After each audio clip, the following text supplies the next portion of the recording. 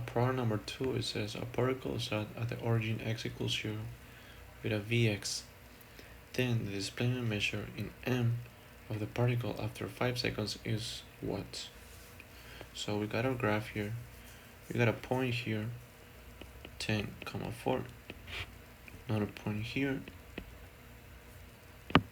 8,10. This should be vice versa, 4,10.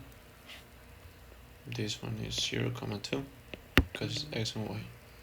So after 4 seconds, we have initial velocity of 2 meters per second and a final velocity at this point of 10 meters per second.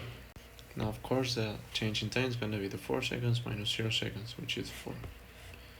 Now, the acceleration, we have a formula that says delta v over delta t is going to be 10 minus 2 divided by 4 being equal to 2 meters per second squared for the acceleration.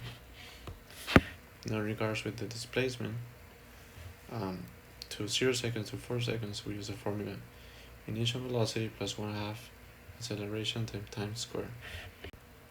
We knew that the initial velocity was 2 meters per second.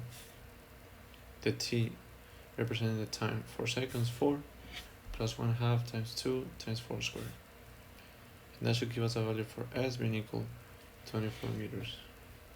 Now to find out the motion, in this case from 4 to 5 seconds, we're going to use the formula s equals v final times time.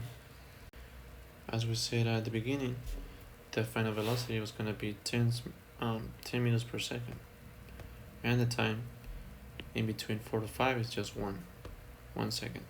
So that should be 10 times 1 equals 10 meters. Lastly, to find the total displacement after 5 seconds, we just have to add up the two values of m. 24 meters plus 10 meters should give us a final answer of 34 meters.